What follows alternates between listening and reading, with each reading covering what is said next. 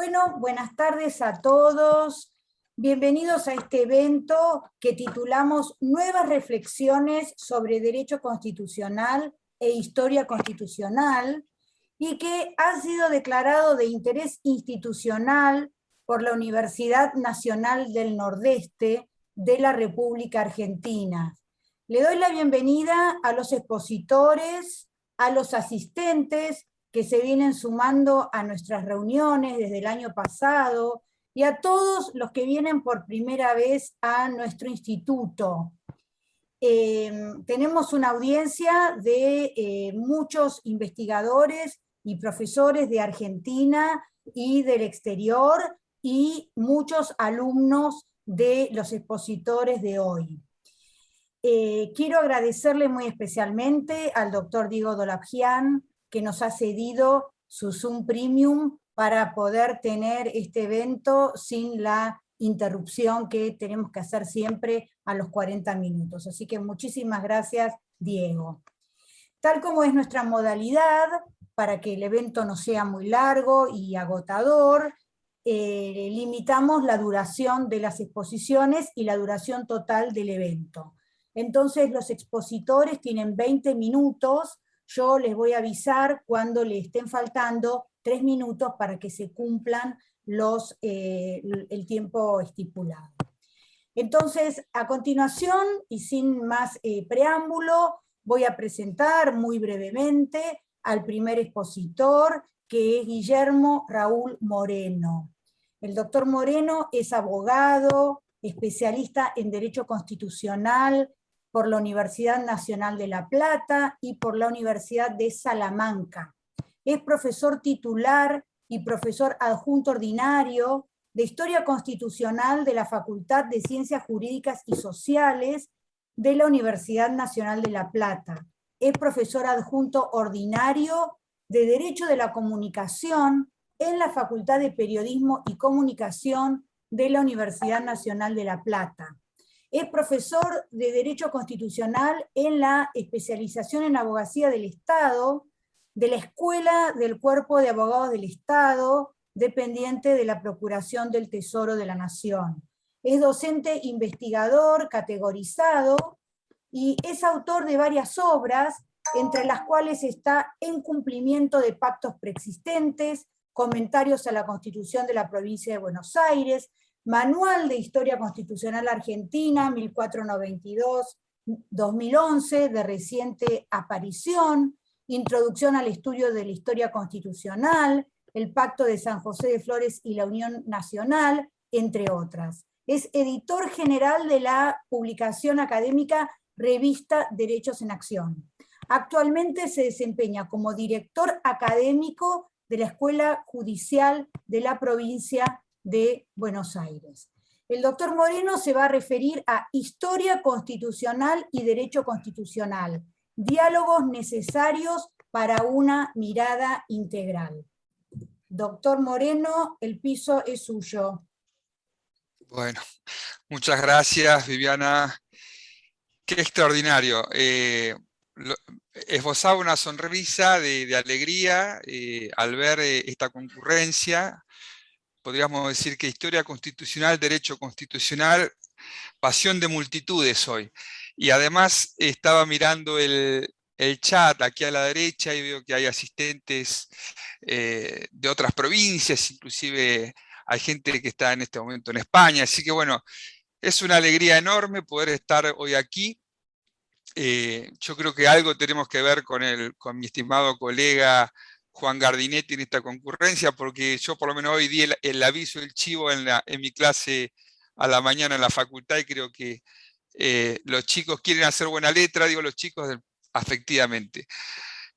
Así que también agradezco a todos ellos que estén hoy aquí presentes, y además compartir un panel de lujo con mis distinguidos colegas. Es la verdad una buena oportunidad de hacer conocer nuestras posiciones. Hoy estamos aquí convocados para hablar, como decía Viviana, y además quiero antes que nada agradecer la invitación a Viviana Kluger y a las autoridades del Instituto de Investigaciones de Historia del Derecho. Es la primera vez que estoy en carácter de panelista, pero voy siguiendo sus actividades, que desde ya recomiendo seguirlas. Yo hoy me voy a tomar el atrevimiento, si ustedes me permiten, de ser una especie de embajador plenipotenciario de la Universidad Nacional de La Plata. Quisiera aprovechar esta circunstancia, este panel, y que llegue a tantos lugares para hablar de la historia constitucional, por supuesto, va a ser el objeto de mi disertación, pero voy a hacer hincapié en, digamos, en el desarrollo que tuvo nuestra asignatura y en el rol que cumplió la Universidad Nacional de La Plata y su Facultad de Ciencias Jurídicas en la impronta que se le dio a esta disciplina como una materia autónoma o separada de lo que es el derecho constitucional. Bien, si comenzamos a hablar de este tema, tendría que comentarles que la materia Historia Constitucional forma parte del plan de estudios de abogacía, en la carrera de abogacía, en nuestra facultad, prácticamente diría desde la fundación de la propia universidad, hecho que va a ocurrir a fines del siglo XIX. Como ustedes sabrán, una vez que se resuelve la cuestión capital, se decide fundar la ciudad de La Plata como la flamante capital provincial, y ya desde ese momento comenzó a gestarse la idea de fundar una universidad para, de alguna forma, dar respuestas a las inquietudes científicas y académicas de las nuevas generaciones que comenzaban a habitar nuestra ciudad. Así fue que, por decisión de la legislatura local, se crea una universidad en el año 1890, poquitos años después de la fundación de la ciudad, y esa universidad era una universidad provincial, perdón, provincial. Pocos años más tarde, a partir de, digamos, de la actuación del entonces ministro de Justicia e Instrucción Pública de la Nación, el riojano Joaquín B. González, también uno de nuestros primeros constitucionalistas, la Universidad de La Plata pasa a ser una universidad nacional. Por también una decisión del Parlamento Nacional, se nacionaliza. Bien, y una de las primeras ofertas académicas que da la flamante Casa de Estudios es, entre otras carreras, abogacía, y ya aparece en esos primeros programas la materia Historia Constitucional como una materia, como una asignatura separada del derecho constitucional. Si nosotros vemos la historia argentina del siglo XIX, como fue escrita por nuestros primeros historiadores, vamos a ver que se trataba de una narración, de una crónica, básicamente de hechos militares y políticos, y de alguna forma se subestimaba, no se tenía en cuenta su aspecto institucional.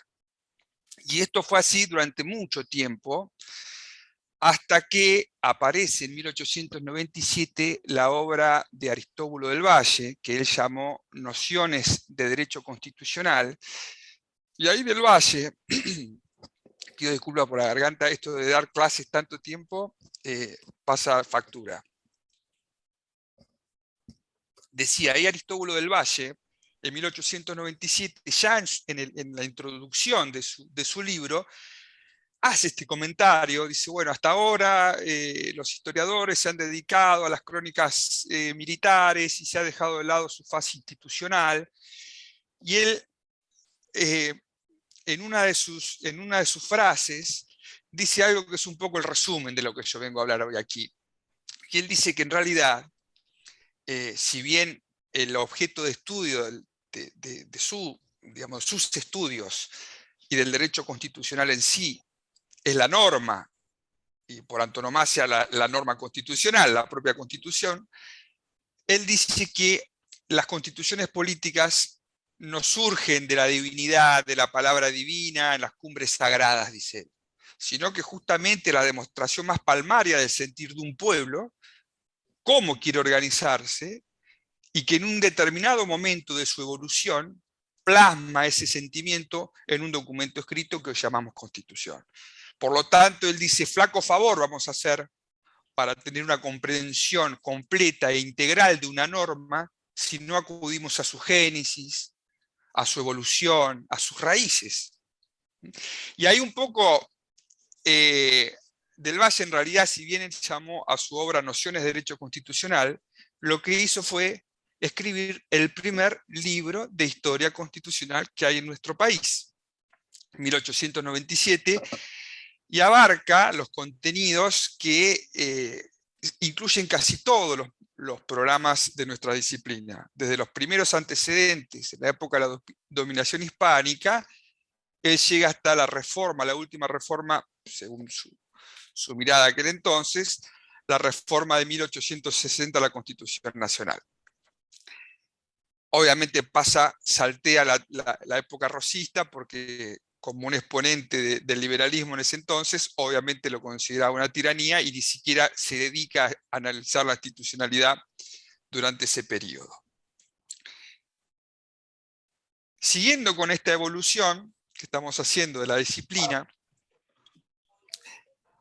cuando se cumplieron los 100 años de la Revolución de Mayo, ¿no? Cuando se cumple el centenario de la Revolución de Mayo, vieron que a veces cuando se dan números redondos, digamos, de determinados hechos históricos, existe como una tendencia, una proliferación de estudios. Bueno, el centenario de nuestra revolución fue un momento propicio para llevar adelante algunas investigaciones históricas de tipo institucional, y tanto fue así que el gobierno de la provincia de Buenos Aires, a través de un decreto del Poder Ejecutivo, va a encomendar a dos personalidades de la historia y del derecho, por entonces, a redactar una obra muy ambiciosa que debía llamarse Un siglo de instituciones, Buenos Aires en el centenario de la Revolución de Mayo. Para tal fin fueron designados Adolfo Saldías y Luis Varela.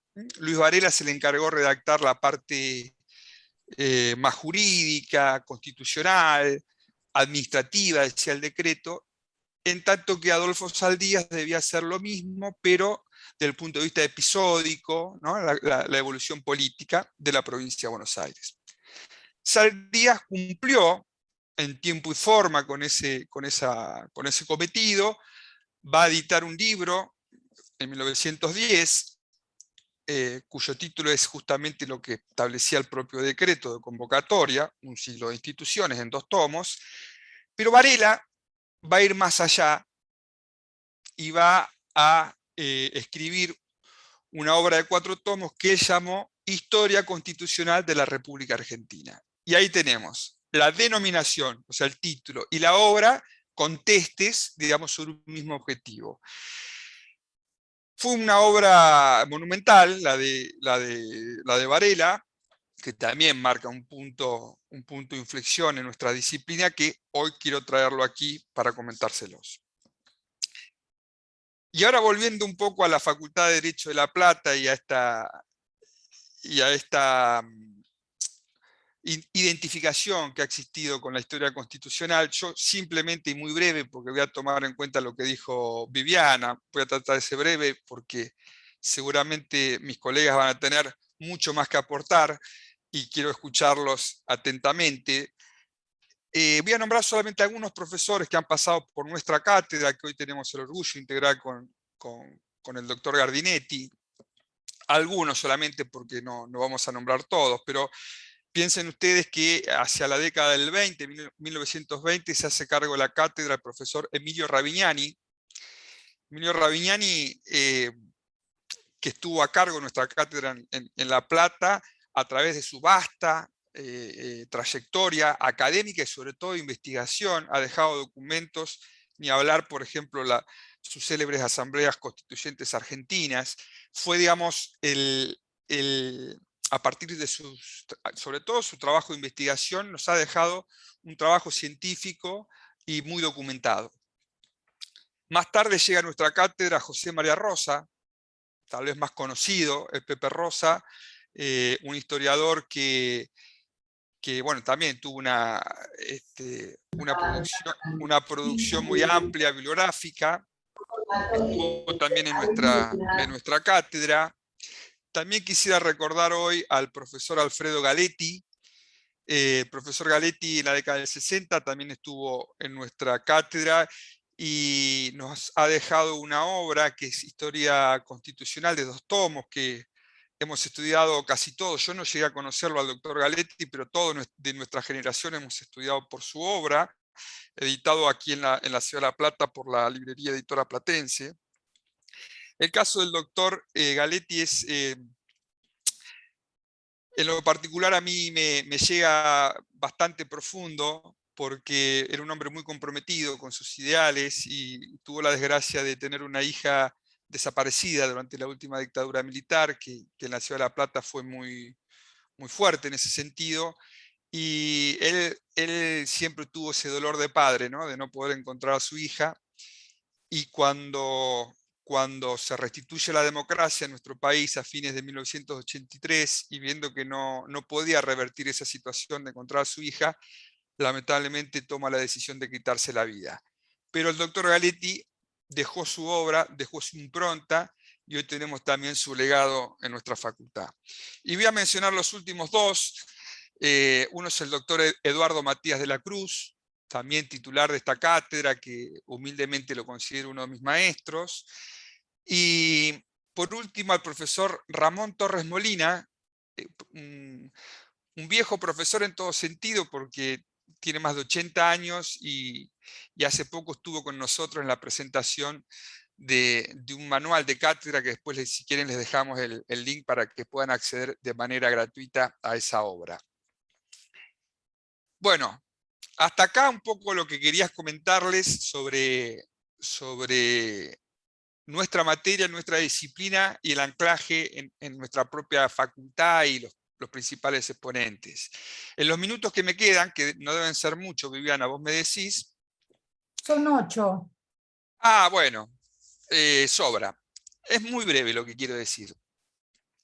Yo siempre le digo a mis alumnos y alumnas, que hay muchos aquí presentes, que si nosotros tomamos el título de nuestra materia, Historia Constitucional, podríamos llegar a pensar que el objeto de estudio de nuestra disciplina es la historia de la Constitución, así lisa y llanamente, y estaríamos cometiendo un error, porque la historia constitucional es mucho más que eso, ¿no? Es el análisis de toda una evolución, de un proceso en la evolución institucional de nuestro país. Y ya Ravignani, en una de sus primeras obras, hace una gran... divide en 2 grandes etapas. Una podría ir desde los principios de la dominación hispánica hasta la Constitución de 1853, y una segunda etapa del 53 hasta nuestros días. Pero voy a acelerar lo último, voy a pasar por alto algunas cosas. Tampoco yo podría acá dar una definición del derecho constitucional, no me atrevería a eso. Pero bueno, la doctrina clásica, así como comenté lo de historia constitucional, lo mismo se podría decir del derecho constitucional. Por ejemplo, Joaquín B. González, que hoy lo mencioné, en una de sus obras dice: el derecho constitucional es la ciencia jurídica que estudia la Constitución, punto, sin más. Eso también sería una mirada sesgada hoy en día. No podría el derecho constitucional limitarse al estudio del texto solamente de la Constitución, cuando es mucho más que eso. Y yendo, bueno, yo ahora me estoy acordando, lo veo a Diego Dolavján aquí presente, y no puedo dejar recordar algo que le escuché al profesor, al maestro Gustavo Ferreira. Él decía: vamos a suponer que todo el derecho es un árbol. Decía, bueno, las raíces de ese árbol son la Constitución, y el tronco central que sale de esa raíz es el derecho constitucional. ¿Por qué? Porque de ese tronco central van a nacer los brotes y las distintas ramas de ese árbol, que en última instancia son las distintas ramas o especialidades jurídicas: derecho civil, administrativo, penal, tributario, lo que ustedes quieran. Hace un tiempo atrás estaba leyendo, y con esto voy cerrando, estaba leyendo una entrevista que se llevó a cabo en la revista electrónica Historia Constitucional, una revista que yo la recomiendo leerla. Bueno, ahí el profesor Benito Aláez Corral, a quien tuve el gusto de conocerlo personalmente, es un profesor de la Universidad de Oviedo, hizo una entrevista a un jurista alemán ya fallecido en el 2019, Ernest Bockenford, y le preguntaba a este jurista y publicista alemán justamente esto, ¿no? La relación que podría existir entre el derecho constitucional y la historia constitucional. Y un poco sin saberlo, este jurista alemán estaba citando a Aristóbulo del Valle, ¿no? Diciendo, no podemos tener una cabal conciencia de lo que es un texto normativo si no sabemos sus orígenes y desconocemos sus antecedentes. Palabras más, palabras menos, el que quiere puede acceder a esa entrevista. Y si nosotros tomamos nuestra Constitución Nacional, vigente desde 1853, si tomamos cualquiera de los 129 artículos que la componen, para poder tener una real comprensión, como digo, o integral comprensión, y nos va a ser de mucha utilidad ir a sus fuentes, ir a sus antecedentes, ir a la génesis misma de las cláusulas constitucionales. Por dar un ejemplo, para no ser tedioso y hablar de los 129, quien haya leído el artículo 29 de la Constitución Nacional, que dice que el Congreso no podrá conceder al Ejecutivo Nacional ni las legislaturas de la provincia a los gobernadores facultades extraordinarias ni la suma del poder público, ¿no? Y sigue el artículo 29. Ustedes piensen, como comenta María Angélica Gelli cuando habla de este artículo, que acá el constituyente, que todavía estaba la pólvora diseminada de la batalla de Caseros aún en el ambiente, por cual se terminaba el periodo rosista, los constituyentes quisieron que no haya duda, como dice Gelli, de que no hay lugar para las dictaduras legales. No podría ninguna legislatura provincial, y mucho menos el Congreso de la Nación, conceder este tipo de facultades extraordinarias o la suma del poder público. Guillermo, te Y ya quedan 3 cerrando, minutos. sí, ahí justo iba a cerrar.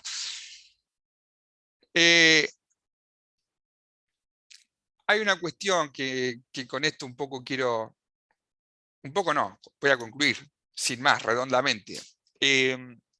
A los países, a las naciones, al igual que las personas, nos ocurre que la experiencia, o sea, el hecho de haber vivido algo, haber sufrido algo, haber realizado algo, que es justamente la experiencia, nos va a hacer que seamos más cautos, más prudentes para una próxima vez, pero al mismo tiempo más sabios para siempre. Eso es todo. Muchas gracias por la atención que me dispensaron. Muy amable. Muchas gracias Por Guillermo, favor. muchas gracias por haberte ajustado el tiempo. Y ahora voy a pasar a presentar a nuestro segundo expositor, Juan Pablo Gardinetti. Juan Pablo no es la primera vez que está con nosotros, el año pasado dictó una charla muy interesante también en nuestro instituto, por Zoom, así que bienvenido de vuelta, Juan Pablo. Es abogado y escribano por la Universidad Nacional de La Plata, es especialista en Derecho Penal por la Universidad de Buenos Aires, es especialista en docencia universitaria por la Universidad Nacional de La Plata, en la que se encuentra realizando actualmente su tesis de doctorado. Es profesor de Historia Constitucional e Introducción al Estudio de las Ciencias Sociales en la Facultad de Ciencias Jurídicas y Sociales de la Universidad Nacional de La Plata. Actualmente su línea de investigación tiene que ver con el impacto del utilitarismo de Jeremy Bentham en las denominadas reformas rivadavianas en la provincia de Buenos Aires entre 1821 y 1824. El doctor Gardinetti hoy se va a referir a la historia constitucional y su anclaje multidisciplinar. Juan Pablo, bienvenido de vuelta, el piso es tuyo. Bueno, muchas gracias Viviana, muy buenas tardes a todos y a todas. Te escuchamos poco y no te vemos, Juan Pablo. ¿No me ven? No. ¿Sí? A ver. ¿Los demás me pueden ver? Sí, Juan. No, profe. Te escuchamos bajito, pero te vemos perfecto. A ver, Bueno. ¿me escuchan un poco mejor ahí? Me estoy acercando al micrófono. Acércate todo ¿Sí? lo que puedas, Juan. A ver ahí. Ahí Ahí está un poco sí. mejor. Ahora te veo y te escucho. Adelante. Bueno, muchas gracias. Bueno, quiero agradecer a Viviana, a Ezequiel Abásolo, a Rosario Polotto por esta generosa invitación a exponer aquí con tan calificado panel. Quiero saludar especialmente, allí veo al doctor José María Díaz Couselo, que en su momento me dio la oportunidad de colaborar con él en su cátedra y fue jurado en algún concurso juvenil en Historia del Derecho.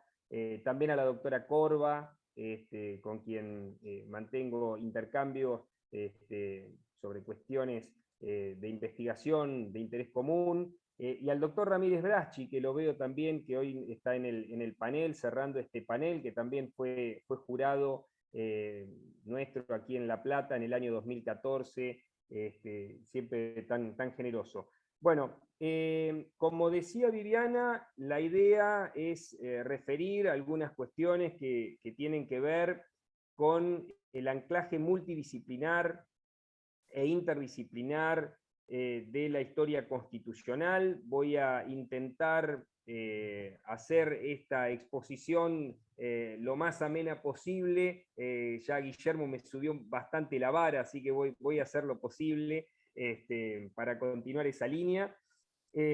Bueno, como Guillermo bien decía, tenemos el gusto de compartir la actividad en la cátedra de Historia Constitucional, en una de las cátedras de Historia Constitucional, que hay 3 aquí en la Universidad de La Plata, y bueno, tenemos también la inquietud por escribir sobre estas cuestiones. Bueno, queremos dejar planteadas entonces algunas cuestiones relativas a la delimitación del campo, del objeto de estudio de la historia constitucional, así como sus relaciones con otras disciplinas científicas, remarcando su anclaje, como recién decía, multidisciplinar, y por último algunas consideraciones de índole metodológica. Comenzamos entonces con una primera y ciertamente elemental delimitación del campo y del objeto de estudio de la historia constitucional, para lo cual acudimos al pensamiento del catedrático de Oviedo. Recién Guillermo se refería a esa importante escuela de historia constitucional que tiene lugar en esa universidad española, y precisamente a esa revista Historia Constitucional, esa publicación tan prestigiosa. Y vamos a tomar entonces la definición primero de Ignacio Fernández Sarasola. Con él podemos decir que la historia constitucional abarca de un modo similar tanto la historia de las constituciones como la historia del constitucionalismo. Sin embargo, como podemos observar, en nuestro país esa delimitación sería demasiado estrecha. Entre nosotros debemos agregar de modo imprescindible el estudio del derecho sinalagmático, formado por la sucesión de pactos y tratados firmados por las provincias argentinas en el decurso de su historia previa a la sanción de la Constitución de 1853, el Tratado del Pilar de 1820, el Tratado de Venegas de noviembre de ese año, el Tratado del Cuadrilátero de 1822, el Pacto Federal de 1831, el Acuerdo de San Nicolás de 1852, de los tratados posteriores, como el Tratado o el Pacto de San José de Flores de 1859, y aún el estudio de los tratados ya no interprovinciales, sino intraprovinciales, como los de Cañuelas y Barracas de 1829. Tratados internos de la provincia de Buenos Aires, en ese caso. Por ese motivo también consideramos excesivamente estrecha la definición que propone Joaquín Varela Suárez Carpeña, también catedrático en Oviedo, lamentablemente fallecido en el 2018, para quien la historia constitucional era una rama de la historia de marcado contenido jurídico que se ocupa de la génesis y desarrollo del Estado liberal y liberal democrático, de acuerdo con un concepto axiológico de constitución. Conforme a esta definición, dicho autor abordaba algunos de los problemas que plantea el estudio histórico de las normas y de las instituciones, así como, sobre todo, de las doctrinas y de los conceptos fundamentales. Pero insisto en este punto, la definición de Varela y la delimitación del campo y objeto de estudio de la historia constitucional que él proponía resulta notoriamente insuficiente en el caso latinoamericano y muy particularmente en el caso argentino, ya que omitía la indagación acerca de las relaciones, no nos permite abordar el estudio de las relaciones forjadas entre los estados provinciales, que en el caso argentino ocupan nada más y nada menos que 40 años de nuestra historia. Una segunda cuestión importante tiene que ver con los debates que se generaron y acaso se siguen generando acerca de la genuina autonomía académica de la historia constitucional. Como platense que soy, no puedo menos que recordar que 5 décadas atrás uno de los profesores, de los catedráticos que ha mencionado Guillermo, precisamente Alfredo Galetti, que entonces se desempeñaba al frente de la cátedra de historia, de una de las cátedras de historia constitucional en nuestra facultad, se preguntaba ya en el primer capítulo de su obra, y cito, nos asalta una duda, ¿es la historia constitucional una disciplina autónoma con un campo propio de investigación o de indagaciones? ¿O por lo contrario es solamente cierto sector de la historia de las ideas políticas aplicado al estudio cronológico y sistemático de diferentes intentos que culminan con la concreción de la Constitución del Estado? Fin de la cita. Pero a renglón seguido se interrogaba de un modo aún más angustiante y decía, ¿hasta qué punto, hasta qué grado participa de un sector mucho más amplio de la historia y hasta qué punto podemos insertarla dentro de las disciplinas jurídicas? Menuda pregunta para quienes justamente desarrollamos nuestra tarea docente en las facultades de Derecho o de Ciencias Jurídicas, como es el caso de la Universidad de La Plata. En todo caso, no puede soslayarse que convergen en la historia constitucional diversas miradas que la tornan multidisciplinar. En efecto, está atravesada por el método propio del derecho constitucional, el de la ciencia política y por el propiamente histórico. Podría, y con buenas razones ancladas en fundamentos lógicos y sistemáticos, decirse que la historia constitucional se entiende como una especie o rama específica dentro de la historia del derecho, de forma análoga a la ubicación de la historia del derecho civil, la historia del derecho penal, la historia del derecho administrativo, la historia del derecho agrario, etcétera, etcétera. Sin embargo, con decir que la historia constitucional integra la historia del derecho, disciplina que entonces la contiene, no finiquitamos la cuestión. Antes bien, ingresamos en otra todavía más ardua, la que ha enfrentado a quienes sostienen que la historia del derecho pertenece a las ciencias jurídicas con quienes oponen que es una rama de la historia. En este ámbito, precisamente, ya que es una actividad convocada por el INIDE, no puedo dejar de reconocer los importantes aportes a esta discusión que efectuara el profesor Eduardo Martiré, quien publicó en 1969 un trabajo que llevaba por título justamente La historia del derecho, disciplina histórica, siguiendo, entre otros, las enseñanzas de Ricardo Levene, que como sabemos defendía justamente esta postura, y refutando la opinión del tratadista español Alfonso García Gallo. Por su lado, Ricardo Sorraquín Becú expresaba una postura que encerraba una especie de amalgama, al sostener que la historia del derecho es historia por su método y es derecho por su objeto, por lo cual concluía afirmando positivamente que la historia del derecho posee autonomía científica, formando una disciplina distinta tanto de la historia como del derecho. Ahora, si se acepta que el objeto de estudio de la disciplina histórica, historia del derecho, es precisamente el derecho, en su conjunto o en cada una de sus diversas ramas, y si concebimos a este como un fenómeno social, cultural o puramente normativo, De allí se deriva la inclusión dentro de las ciencias jurídicas. En cualquier caso, el método, que es esencialmente variable, mutable, ajustable, no puede definir la ubicación. La ubicación debe quedar determinada por el objeto de estudio de la disciplina. Por otro lado, aunque acordemos que en la ubicación dentro del cuadro más general de la historia del derecho, a la historia constitucional le serán atribuidas las mismas dificultades metodológicas que a la historia del derecho, puesto que precisamente por su carácter multidisciplinar deberá servirse de métodos investigativos provistos por las variadas subdisciplinas históricas que también la impregnan.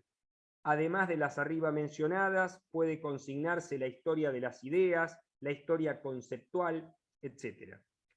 Y también, aunque aceptemos que pueda formar parte de la historia del derecho, su configuración y la posibilidad de conocer la historia de las normas constitucionales y del movimiento constitucionalista nos permite estudiarla coetáneamente desde el ciclo general de la ciencia política. Esta es una idea tomada de Linares Quintana, que vendría a integrar ese ciclo de la ciencia política, la historia constitucional, el derecho político o teoría del Estado, el derecho constitucional, incluyendo por supuesto la teoría constitucional, y el derecho público provincial y municipal. Una tercera cuestión ardua se presenta en orden a los enfoques metodológicos. Aquí podría considerarse que el enfoque más ajustado será el que podríamos denominar ius histórico, pues tiene aspectos metodológicos de la historia, pero trata sobre fenómenos jurídicos que pasaron en el tiempo. A esa conceptualización cabe agregar que trata de fenómenos jurídicos del pasado, pero, como bien refería Guillermo hace un momento, no solo ello, sino que incluye además a los antecedentes, proyectos, debates y polémicas que los rodearon. En fin, toda la amplia gama de tensiones políticos jurídicos que impregnan a los mentados fenómenos y productos jurídicos del pasado. También, dentro de este cauce de ideas, se ha hablado de la importancia de la ius historia para el análisis constitucional desde una óptica factual. Aquí aprovecho para citar a nuestro estimado colega también de la Universidad de La Plata, Agustín Casagrande. Resumiendo, digamos que resulta una consecuencia necesaria la caracterización de la historia del derecho como una disciplina científica bifronte, para seguir las palabras del profesor Abelardo Levalli, y es que, como lo ha sintetizado Víctor Tahuanzuategui, el derecho no puede comprenderse sin la historia y la historia no puede comprenderse sin el derecho. A su vez, resulta menester consignar que entendemos que la índole de las investigaciones en historia constitucional requerirá de manera inexcusable de una perspectiva interdisciplinaria. Veamos algunos ejemplos concretos. Si estamos estudiando los alcances del Reglamento de Libre Comercio decretado por el virrey Cisneros en 1809, o si pretendemos clarificar el sentido preciso de las ideas contenidas en la representación de los hacendados y labradores redactada por Moreno, necesitamos echar mano a conceptos provenientes de la economía política. Del mismo modo, si nos enfrentamos al análisis de los artículos que habitualmente estudiamos bajo el tópico La polémica entre don Pedro Ferré y José María Rojas y Patrón. Otro tanto si buceamos en las causas económicas y financieras de la crisis de 1890 en el gobierno de Juárez Celman. Necesitaremos imperiosamente de la filosofía del derecho para siquiera aproximarnos al genial universo alberdiano de su fragmento preliminar al estudio del derecho. Si intentamos explicar el discurso de Juan José Paso en el Cabildo Abierto del 22 de mayo de 1810 y la figura del gestor de negocios, tendremos al menos que mencionar su origen en el derecho privado romano. Si en el estudio de otra época histórica nos sumergimos en los intensos debates generados por la sanción y aplicación de leyes represivas en los primeros años del siglo XX, necesitaremos del auxilio, al menos de la sociología, cuando no de la criminología. En fin, los ejemplos posibles podrían multiplicarse como los panes bíblicos. Otra inquietud que me gustaría compartir con ustedes tiene que ver con la necesidad de establecer un esquema conceptual unificado, dado que habitualmente nos manejamos con conceptos y definiciones. Para ello, tendremos especialmente en cuenta la denominada historia conceptual, de la que se ha dicho que es, en primer término, un método especializado para la crítica de las fuentes que atiende al uso de los términos relevantes social o políticamente y que analiza especialmente las expresiones centrales que tienen un contenido social o político, según la definición de Koselleck. Para ir finalizando, algunas palabras sobre el principio metodológico documentalista, tan importante en el cultivo de la historia del derecho y, por supuesto, también de la historia constitucional, dado que trabajamos esencialmente con documentos.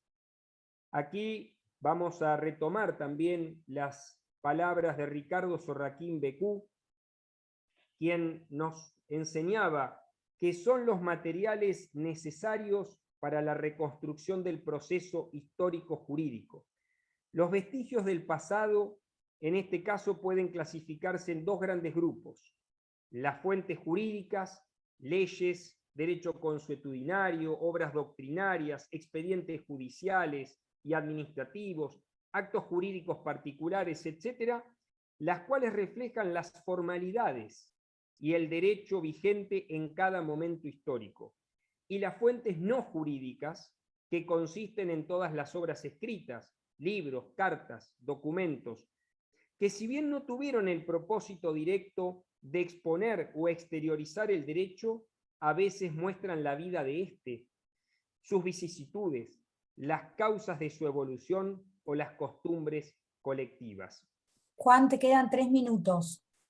Cierro. Por último, ahora sí es lo último, lo prometo, una advertencia que se impone a la hora de abordar el análisis y la interpretación de los hechos que están en la base de la historia constitucional, así como de los conceptos y las doctrinas que a partir de ellos se elaboran.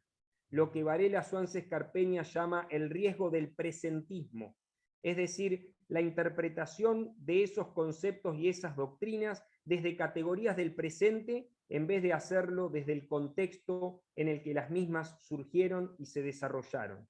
Un vicio del investigador contra el cual ya nos alertaron autores que van desde Otto Brunner y Koselleck en Alemania hasta Skinner y Pocock en la corriente de la Escuela de Cambridge. Pongo un ejemplo de presentismo entre nosotros y concluyo con esto: la sempiterna discusión acerca de las formas de Estado que se proponían en la primera mitad del siglo XIX en el Río de la Plata, cuando a esta altura ya sabemos que las categorías de federación y confederación como formas de organización estatal con diversos centros de poder eran utilizados de manera indistinta y muchas veces promiscua por los actores políticos rioplatenses, desde Artigas hasta Rosas y Urquiza. Las recaídas en estos errores indica que entonces el presentismo como vicio en la investigación continúa habitando en la historia constitucional argentina y son temas que debemos tratar de analizar, profundizar y continuar debatiendo. Bueno, muchas gracias por la paciencia a todos y a todas y muy buenas tardes. Gracias, muchas gracias Paulo. Juan Paulo, por haberte ajustado tan bien al tiempo. Y ahora vamos a presentar al siguiente expositor, que es Diego Dolabjian, es abogado, egresado de la Facultad de Derecho de la Universidad de Buenos Aires, es magíster en derechos fundamentales en perspectiva nacional, supranacional y global de la Universidad de Granada, España, profesor adjunto a cargo de las asignaturas Elementos de Derecho Constitucional y Derecho Constitucional Profundizado, Facultad de Derecho de la Universidad de Buenos Aires. Ahora ya entramos con los profesores de la UBA, y dejamos a los profesores de la Universidad de La Plata. Es profesor en diversos cursos de grado y posgrado, en distintas instituciones académicas, es autor de 2 libros y varios artículos en la materia. Sus líneas de investigación giran en torno a la teoría constitucional, los derechos fundamentales y el control de constitucionalidad. Ha realizado investigaciones históricas sobre el desarrollo de la dogmática constitucional, la evolución de la normatividad de la Constitución y el despliegue de la garantía jurisdiccional. Fue subdirector de la Escuela del Cuerpo de Abogados del Estado de la Procuración del Tesoro de la Nación. El doctor Dolapian se va a referir a la dogmática de la Constitución y el Tribunal de la Historia. Adelante, Diego, el piso es tuyo. Bueno, muchísimas gracias a todos y todas, especialmente a Viviana, que siempre es tan generosa con sus invitaciones y presentaciones, y por supuesto al resto de los expositores, porque la verdad que cuando uno escucha aprende, y cuando uno habla repite y sabe, ¿no? Entonces la verdad que esta posibilidad de estar con ustedes me permite aprender en cosas que uno desconoce. Mi idea era, y por eso explico un poco el título, digamos, no soy profesor de historia constitucional, si bien he tratado de investigar algunas cuestiones, pero en general me dedico más a lo que es la dogmática constitucional, a lo que es la teoría constitucional, y entonces un poco la idea que me motivó a ensayar estas ideas es que noto que, como decía Guillermo recién, historia constitucional es una materia en La Plata, pero en la Facultad de Derecho de la UBA ya no. Noto que nosotros tenemos algunas dificultades a la hora de explicar o hacer dogmática constitucional, justamente porque nos falta la historia constitucional. Es como que uno intentase disecar y aislar de un contexto histórico, o sacar de un tiempo y espacio una norma y a partir de ahí construir, y en algún punto hacemos como castillos de naipes, porque estamos apoyándonos fuera de una realidad histórica, y eso se resiente, me parece, en nuestras doctrinas constitucionales. Además, como yo vengo de este área y no de la área histórica, me pareció correcto, en todo caso, empezar a pensar, reflexionar y criticar mis concepciones o las concepciones con las que uno se maneja habitualmente, y luego, si hubiese un poquito de tiempo, tratar de ver algunas cuestiones que yo desde afuera, como un observador externo, veo en la historia constitucional, ¿no? en los aportes de la historia constitucional. Mucho de eso ya se refirió el doctor Arrighetti recién, con lo cual me ahorra unas palabras y tengo que decir yo cosas que ustedes mismos incluso plantean, así que mucho mejor. Sin más preámbulos, entonces, avanzo con esta primera idea. La primera idea es que entiendo, me parece que la dogmática constitucional, como pasa por alto las consideraciones históricas, se pierde elementos que son importantes para esas mismas construcciones, y por lo tanto creo que si fuese llamada la dogmática constitucional ante el Tribunal de la Historia, me preguntaría cuál sería el resultado de la sentencia, ¿no? Si realmente seríamos absueltos o seríamos condenados por la historia en cuanto a nuestras construcciones dogmáticas. Y en este punto me parece que pongo una selección muy rápida de temas que desde la teoría constitucional tenemos muy formados, y que cuando los quisiéramos ver desde la historia constitucional, quizá deberíamos recalcular un poco nuestras percepciones. Si vamos a la Constitución de 1853/60, que es como la dogmática logra explicar cómo es que hay una reforma que no es una reforma, y la idea del ciclo constituyente que inicia en 1853 y cierra en 1860, bueno, puede ser una constitución dogmática. El tema es que lo que tiene que explicar es por qué había otra constitución en Buenos Aires en 1854. O sea, existían 2 constituciones. Y es un ciclo constituyente interrumpido por 7 años. Es decir, de nuevo, puede ser que la teoría constitucional se contente con esa explicación, la historia constitucional nos marca que hay algunos problemitas en esa construcción. Quizás sea la mejor idea que tengamos, pero tenemos que ver que los hechos históricos nos cuentan o nos llevan a pensar otras cuestiones. Si uno lee la Constitución, desde el preámbulo, claro, bueno, la Asamblea Constituyente se reunió en Santa Fe, eran los representantes de las provincias. Sí, claro, pero recién el profesor Moreno citaba al profesor Rosa, y Rosa tiene un trabajo sobre los representantes, perdón, donde claramente muestra que por lo menos esa representación en algunos puntos fue dudosa, no fue tan prístina y tan formal como uno puede leer en el preámbulo y repetir la teoría constitucional.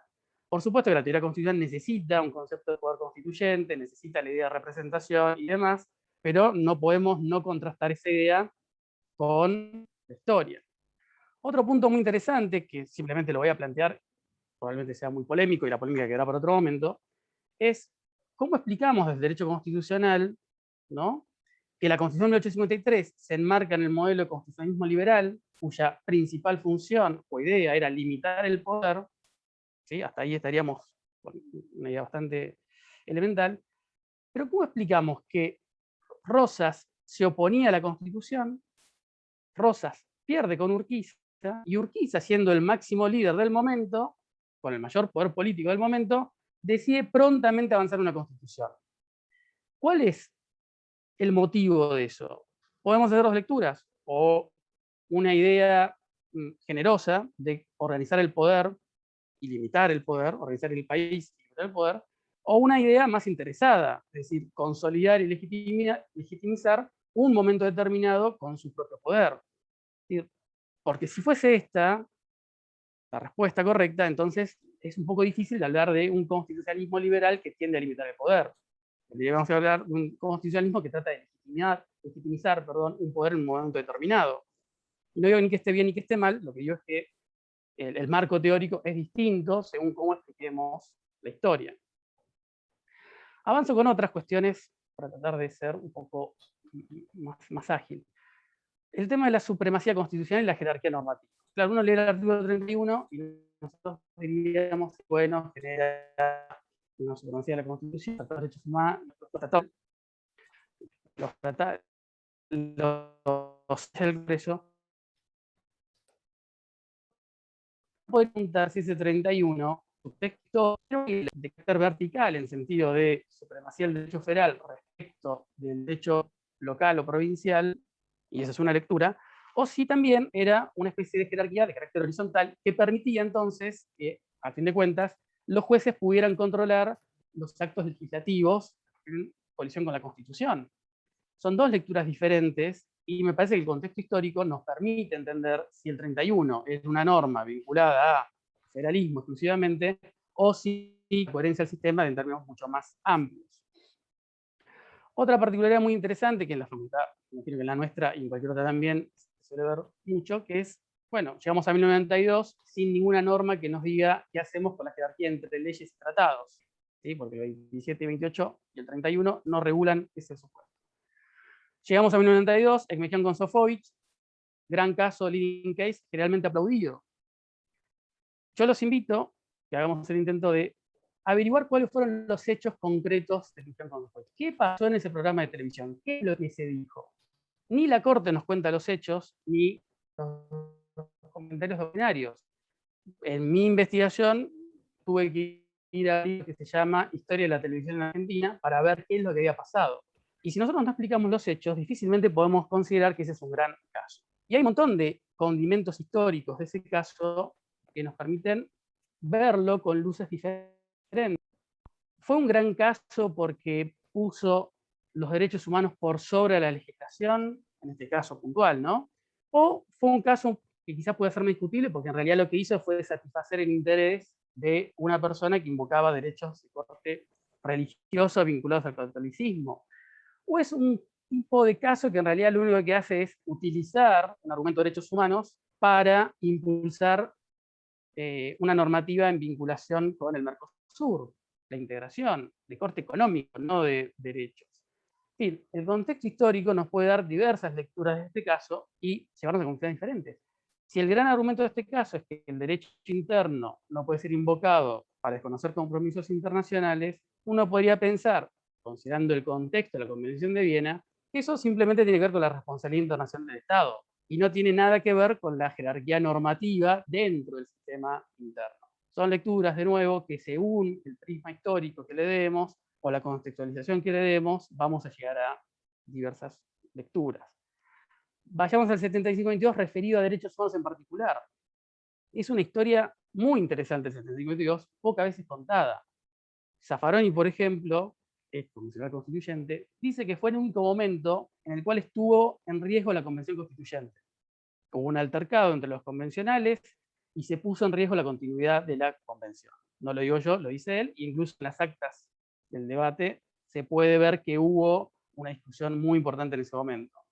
Rosati, hoy juez de la Corte Suprema, también ex convencional constituyente, explica el 75-22 diciendo que no le consta de una especie de testimonio que la frase en las condiciones de su vigencia tenga algo que ver con la aplicación de los derechos de la ley internacional. Él dice que se incorporó esa cláusula en relación a las reservas y no otra cosa. Entonces digo, leer las normas en su contexto nos lleva a algunos lugares que leerlas aisladas de ese contexto histórico nos puede llevar a otros, totalmente opuestos en este caso. Una clásica discusión en la historia constitucional, el tema de la interpretación constitucional, la disputa entre Sarmiento y Alberdi. Esa disputa que estaría zanjada en algún punto, puede ser, pero todavía seguimos arrastrando. Uno podría preguntarse por qué seguimos interpretando la Constitución argentina con presentes norteamericanos. ¿De dónde viene? Bueno, viene por una discusión histórica que se ha dado. Y llevémosle esta discusión a otro tipo de tribunales extranjeros o internacionales, cuya también jurisprudencia se discute si es válido invocarla o no.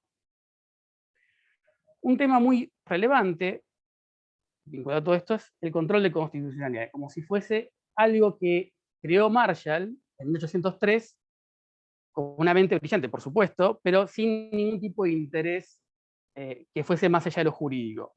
No, por supuesto, si uno lee Marbury contra Madison y lee un trabajo de un autor que se llama Van Alstyne, que está disponible en inglés en internet, que se llama Critical Guide, lo que va a mostrar es que es un caso que tiene un montón de situaciones inexplicables.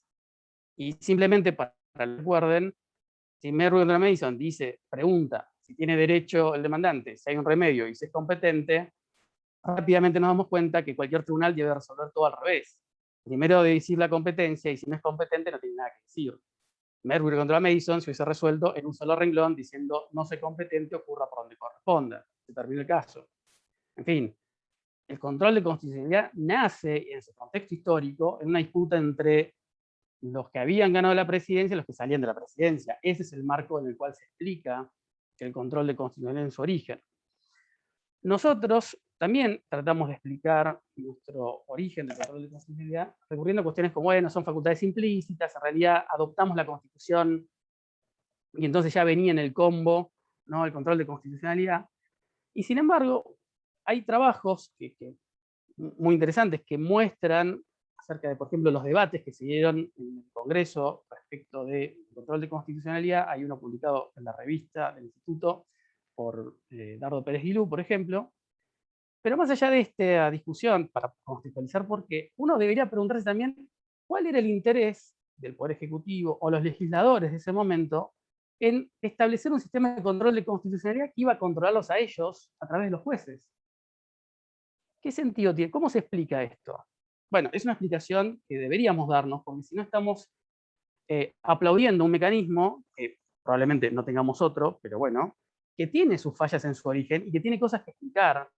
¿Por qué se ha implementado de esa manera? ¿Por qué los jueces tienen ese poder? Otra cuestión, de la misma mano, Siricot. También, ¿quién no va a aplaudir Siricot? El origen del amparo contra actos de autoridad pública y particulares.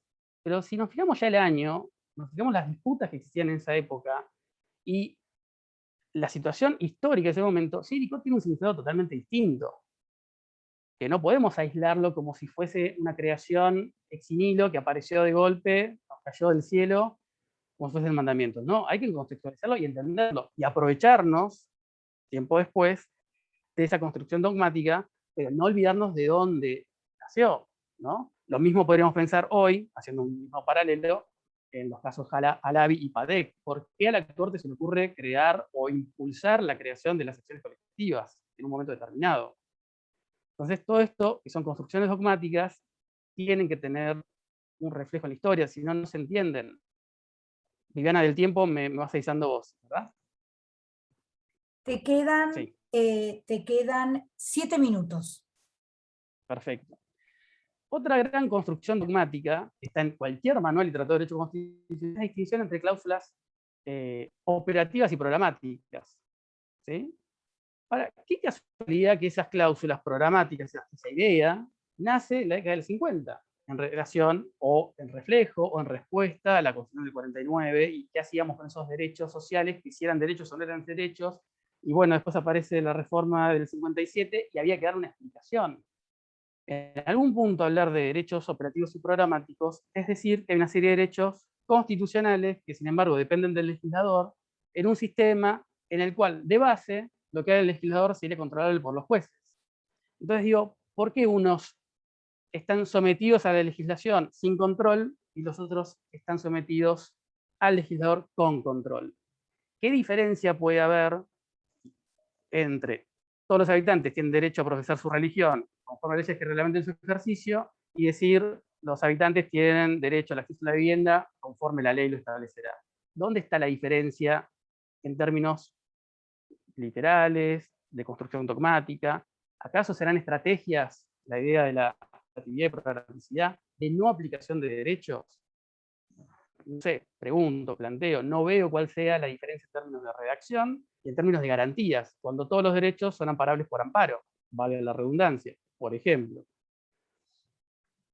Otra cuestión que me parece muy interesante desde la dogmática, que la historia debería ayudarnos, vinculada a los derechos, tiene que ver con esta idea del poder de policía, la reglamentación de los derechos, el poder de policía ordinario, el poder de policía de emergencia. El año que viene se cumplen 100 años de Ercolano, por ejemplo, ¿no? Y en materia de emergencia seguimos haciendo las mismas cosas que venimos haciendo hace 100 años. Cosas que sabemos que no funcionan, o que funcionan por un tiempo y al cabo del tiempo dejan de funcionar. Tenemos una crisis habitacional y prohibimos los aumentos, programamos plazas de alquileres, ponemos desalojos, hay problemas con los precios, ponemos impuestos adicionales, o fijamos precios máximos, hay laboral, obligamos a contratar o suspendemos despidos, hay crisis en las finanzas del Estado, bueno, bajamos los saberes o inamovilidad de jubilaciones, o bueno, echamos mano a los depósitos. Son temas, medidas que venimos haciendo en algún punto 100 años, 50 años, 30 años. Y la historia constitucional nos tiene que explicar que eso o funciona o que no funciona, o que debemos cambiar las ideas, o que debemos buscar mecanismos distintos, pero no puede ser que cada dogmático, o cada legislador, o cada administrador, arranque de cero, como si fuesen medidas que nunca han sido probadas, y entonces veamos qué pasa. Cuando tenemos una historia que muestra resultados para bien y para mal, por materia de emergencias en general. Hay, por ejemplo, también Agustín Mauri tiene un trabajo publicado en la revista sobre la ley de moratoria de 1933. Bueno, son elementos que tenemos que tener en cuenta porque hoy estamos haciendo las mismas cosas, de otra manera, con otros alcances, pero bastante similares. Para abrir la polémica también, estamos en pandemia, ¿no? Una de las discusiones que se dieron al principio del año pasado tenía que ver con si las restricciones eran poder de policía o debían ser estado de sitio. Esa discusión, imagino que todos la escucharon. No sé si estoy conectado bien. ¿Escuchan? Tenés una conexión que está tambaleando ahí, ¿eh? A ver si...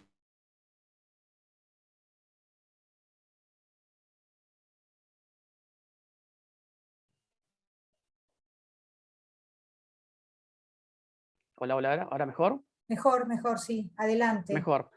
Perdón, disculpen. Bueno, entonces decía, estábamos en una pandemia y se ha discutido si es una reglamentación de los derechos de circulación, locomoción y otros, o si esto debería ser por estado de sitio. ¿No tendríamos que recurrir y pensar en otros casos qué es lo que sucedió y cómo se resuelven las cuestiones?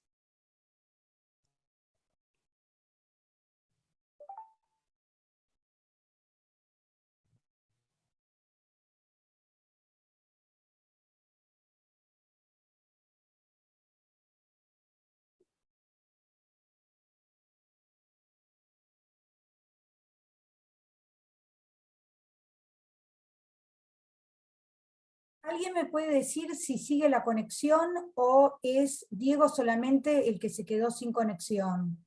Sí. Creo que se fue el profesor. Nosotros estamos. Es Diego, Sí, ¿no? Diego sí, la conexión, Viviana. Sí. Bueno, esperemos que se pueda... tiró la bomba y se fue, Diego. Tiró la Sí, bomba sí, y se fue. ahí se fue. Vamos a Perdón, esperar. acá estoy. Acá estás de vuelta. Mil Creíamos que... mil perdones. Bueno, como decía Moreno, tiré la bomba y me fui. No, bueno, acá volví.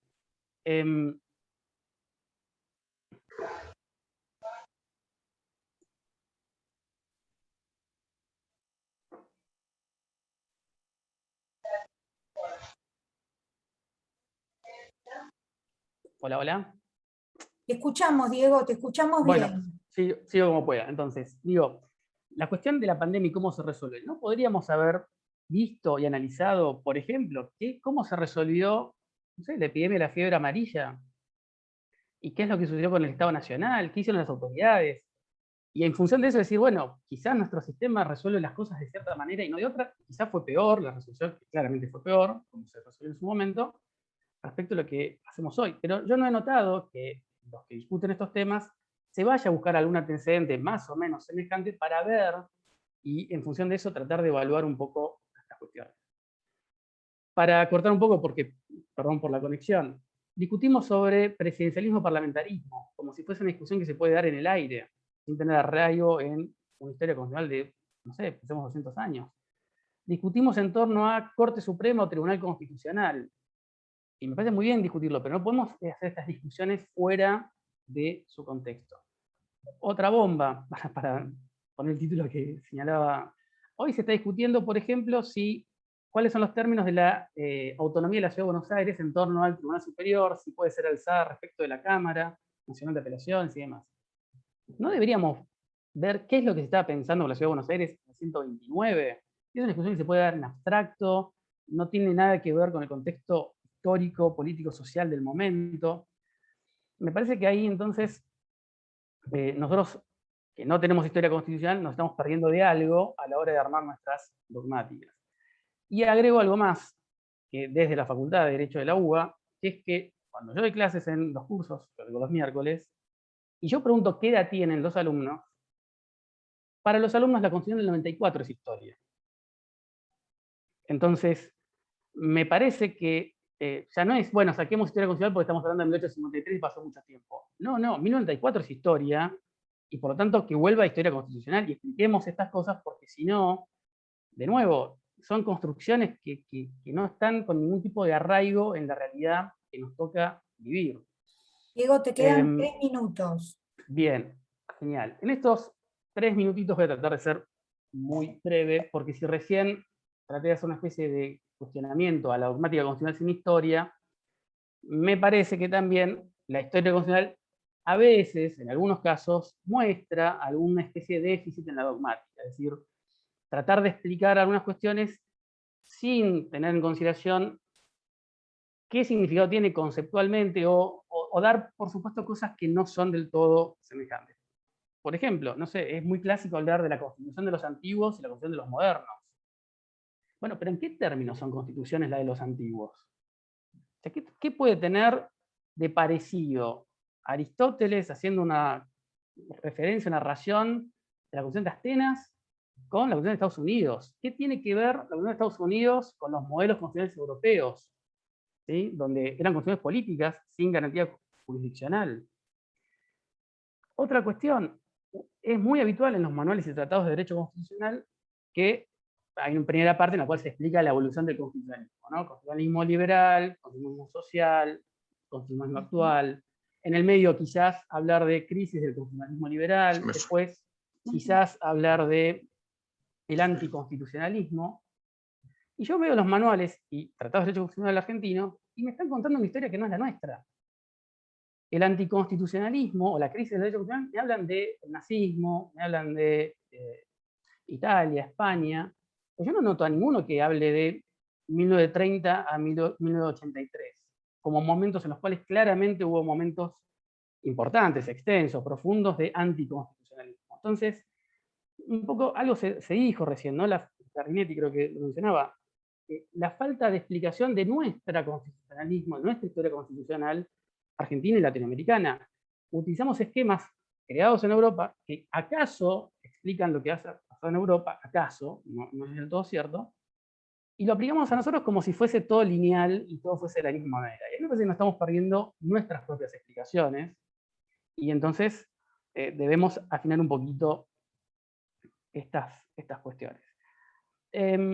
Ya se habló de la dificultad respecto del objeto, ya se habló respecto a la dificultad de la metodología, y yo simplemente quisiera agregar algo porque tiene que ver con las cuestiones que a mí por ahí más me interesan de todas, ¿no? Que tiene que ver con la privacidad. El derecho a la privacidad me parece un gran derecho, es algo que me interesa muchísimo. Y estoy pensando si la historia constitucional, ¿no? Que ya se han dicho las diversas formas de contemplar la historia oficial, el revisionismo, la historia social, demás. Digo, ¿y qué pasa con el movimiento de la historia privada, ¿no? Franceses, en Argentina también, de Botto y compañía. La historia de la vida privada no es una historia que el derecho constitucional debería tomar en consideración. ¿Cómo vamos a interpretar una categoría tan importante como la separación de lo público y lo privado si desconocemos cómo hemos interpretado lo privado a lo largo de la historia? Justamente para preparar la charla estaba viendo algunos trabajos. Viviana Kruger, por ejemplo, ha trabajado la cuestión de la familia, la conformación de las familias y la convivencia en la historia. ¿Cómo vamos a prescindir de eso a la hora de distinguir entre lo público y lo privado?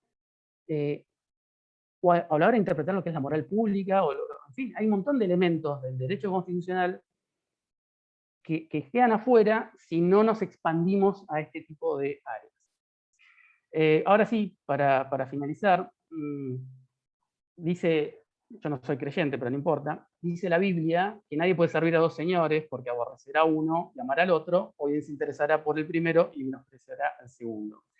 El problema de la historia constitucional es que, bueno, navega entre la historia y la Constitución, entre el derecho actual y el pasado, y bueno, no queda otra que amar a ambos señores, porque si no nos estamos perdiendo el conocimiento de lo que pasó, no entendemos lo que está pasando y difícilmente podamos resolver lo que nos va a pasar. Muchas gracias, un placer. Muchas gracias, Diego, muchísimas gracias. Bueno, y vamos ahora con el expositor que va a cerrar este encuentro, y después vamos a tener un pequeño espacio para comentarios, que es Dardo Ramírez Braschi, a quien le agradecemos que haya gestionado el auspicio de la Universidad Nacional del Nordeste que tiene este evento. Así que en este evento, en el que hay mayoría platense, pero que también tenemos profesores de la Universidad de Buenos Aires, y ahora en este caso de la Universidad del Nordeste, así que es bastante federal. Dardo Ramírez Braschi es abogado por la Universidad Nacional del Nordeste, es magíster en Ciencias Políticas por la misma universidad, es doctor en Derecho por la misma universidad, es profesor titular de Historia Constitucional Argentina en la Universidad Nacional del Nordeste, realiza actualizaciones y perfeccionamiento en el área de Historia Constitucional Argentina e Historia Política Correntina, fue director de investigación de la Facultad de Derecho de la Universidad Nacional del Nordeste, publicó libros referidos a la política e historia institucional de la provincia de Corrientes.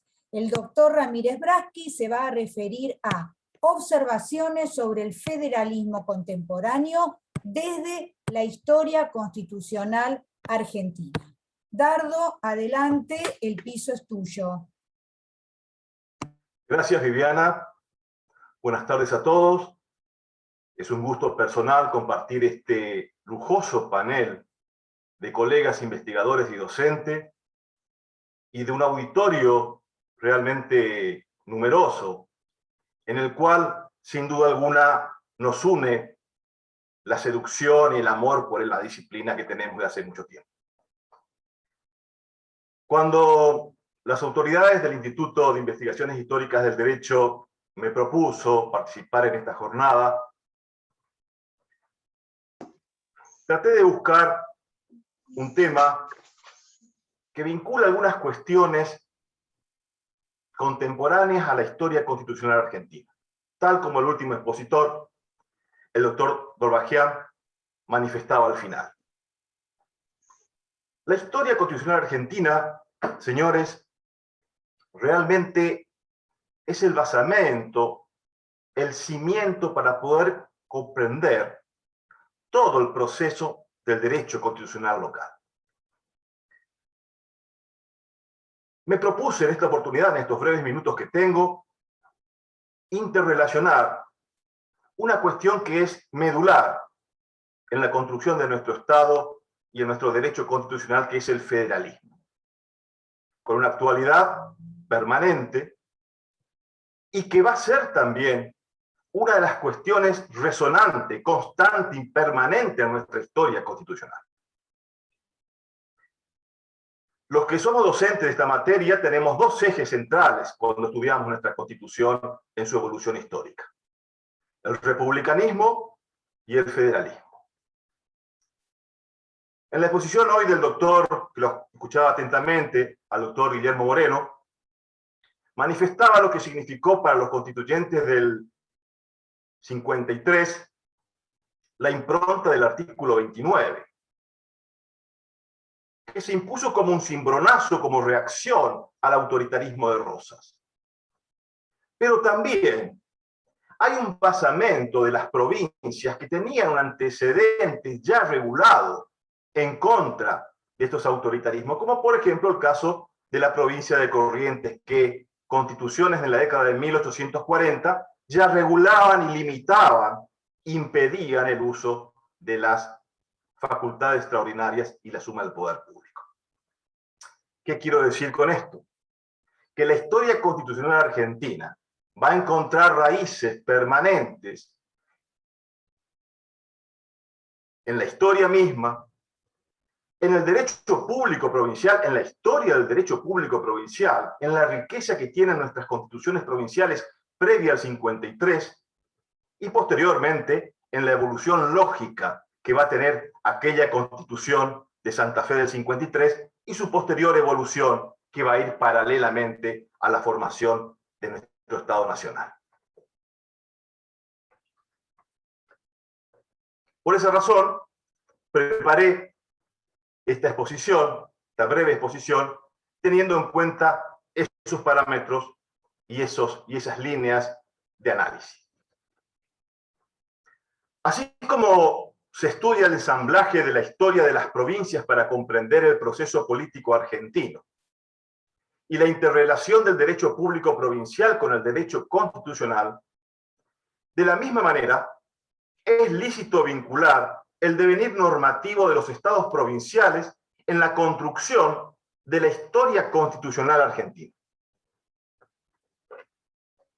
Esta ha sido estampada transversalmente por dos ejes necesarios para su estudio: el republicanismo y el federalismo, y las jurisdicciones y las competencias entre el Estado Nacional y las provincias que se interrelacionan y se complementan, que a su vez es prioritario, primordial analizarlo y aplicarlo desde las distintas aristas, así como lo hacemos con el derecho constitucional y con el derecho público provincial. Cuando se estudian los mecanismos del federalismo contemporáneo, se debe analizar la relación de las provincias con el gobierno nacional, explicando la función de los poderes no delegados y delegados de aquellas con este. Esto emerge en una necesidad explicativa que brinda justamente la historia constitucional. Y es así que se torna necesario para comprender y estudiar el federalismo contemporáneo los antecedentes mismos de nuestra disciplina. Como se sabe, los federalismos son peculiares y particulares. Si bien están vinculados por características comunes, se diferencian en sus particularidades, por lo que la historia constitucional nos brinda elementos imprescindibles para comprender el funcionamiento y las características de cada uno de esos federalismos contemporáneos. Pero, en este marco, y para una comprensión más acabada del federalismo actual, no solo debemos referenciar su evolución histórica, sino también el vínculo de la historia y del derecho constitucional y así construir una visión integradora. Teniendo en cuenta que la historia constitucional es una disciplina especializada que se ocupa de la génesis y el desarrollo de la Constitución del Estado, para abocarnos a su estudio, tanto si se trata de lo nacional como de la exposición comparada, estas pueden llevarse a cabo desde dos perspectivas distintas: la normativa institucional y la doctrinal.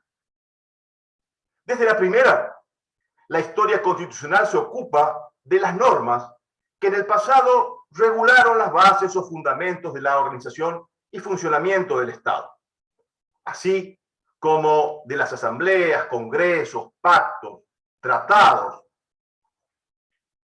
que llevaron a la puesta en vigencia de la Constitución escrita. Desde la segunda perspectiva, la historia constitucional se ocupa de la reflexión intelectual que tuvo lugar acerca del Estado y de la Constitución redactada.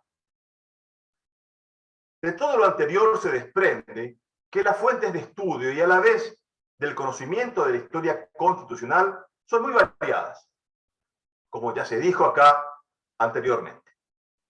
Desde una perspectiva normativa institucional, implica comprender los textos constitucionales, incluidos proyectos que no llegaron a entrar en vigor.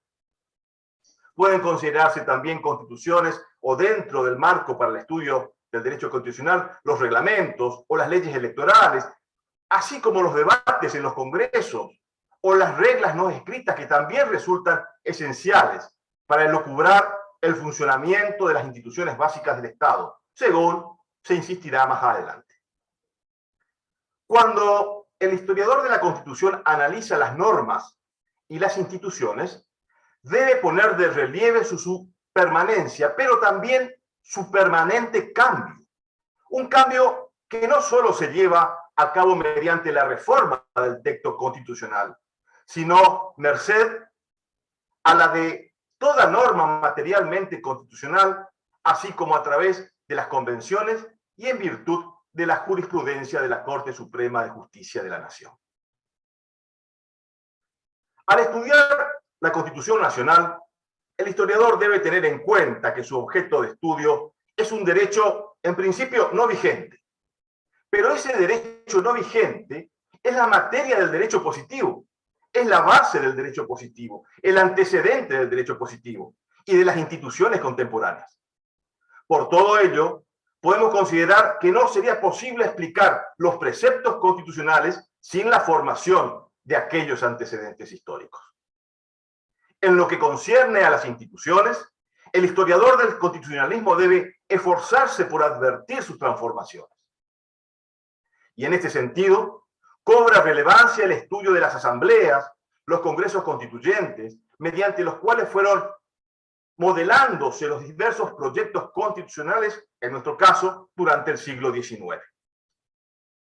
Cuando se estudian los debates de las asambleas constituyentes, que suministran una información muy importante, como por ejemplo, en el caso norteamericano, la Convención de Filadelfia, o en Francia la Asamblea Francesa de 1789, o en España las Cortes de Cádiz, o en nuestro país la Asamblea del año 13, el Congreso de Tucumán, el Congreso Constituyente del 24 o del 27, o la Convención Constituyente del 52-53.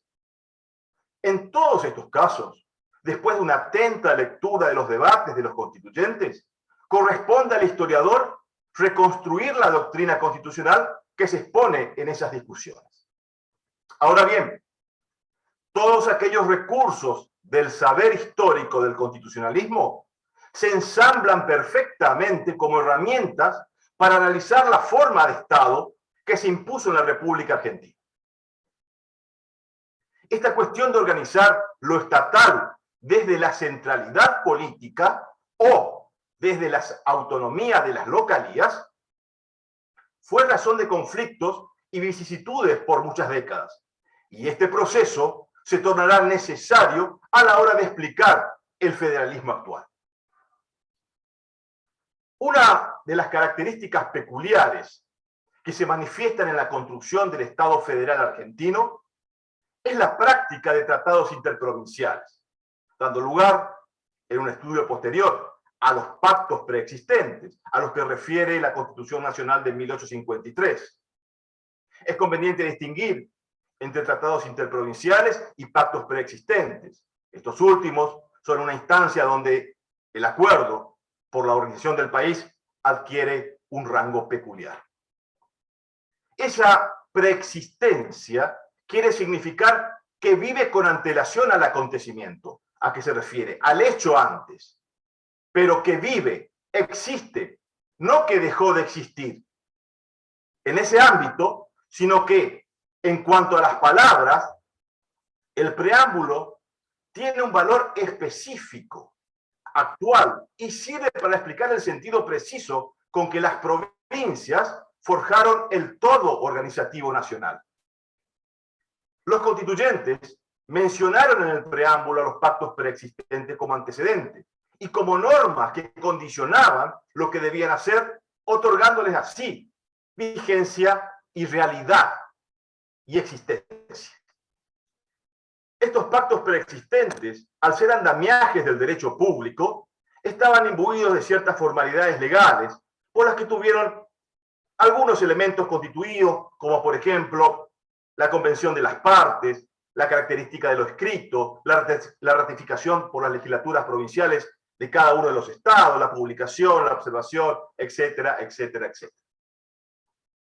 En la Constitución de 1853 se ha determinado que el Estado Federal Argentino no significa otra cosa que el establecimiento constitucional de jurisdicciones, limitadas, en las que las provincias se reservan una cierta autonomía, no soberanía, e imponen tal condición no para entrar en un pacto federal, sino para mantenerse pacífica y normalmente dentro de la unidad política nacional, de la que siempre se ha reconocido como parte integrante.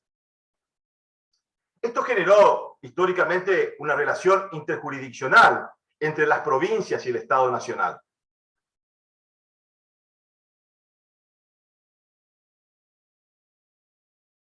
Juan Bautista Alberdi, en sus numerosas referencias a las características del federalismo argentino, afirmaba que el foco de su estudio de derecho público provincial se orientaba, y cito, a evitar que el federalismo argentino nacional, por su índole y tendencia, sirva la desmembración argentina. Para ello, partió de la siguiente premisa. Cito nuevamente.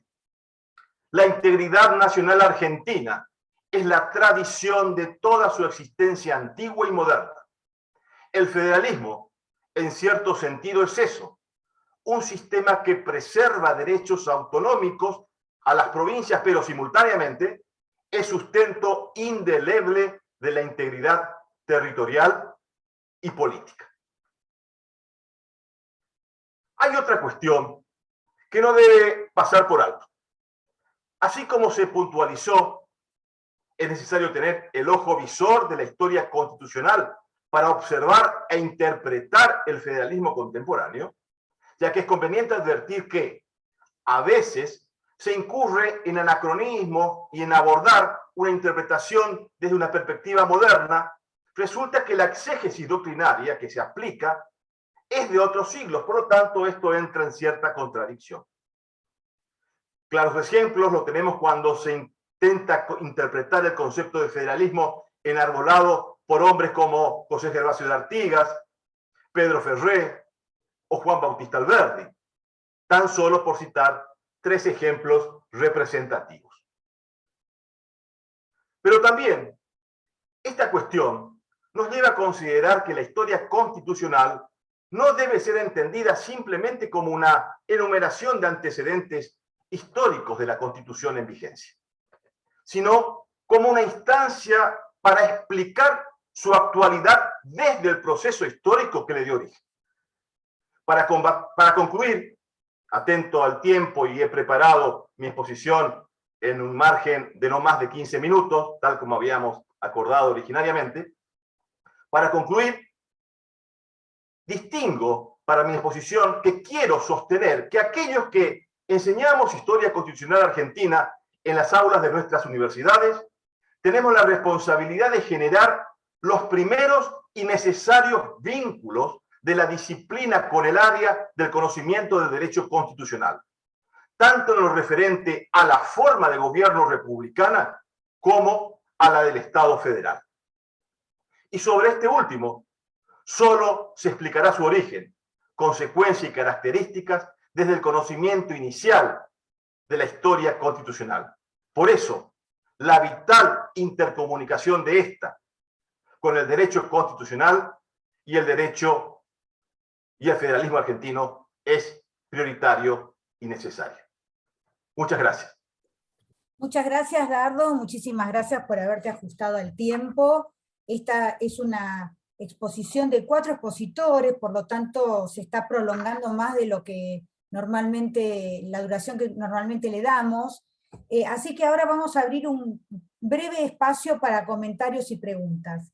Antes de pasar a eso, quiero pedirle a la persona que está identificada como Aula 23, que por favor se renombre y ponga nombre y apellido, porque si no, no podemos hacer el certificado porque no sabemos quién es.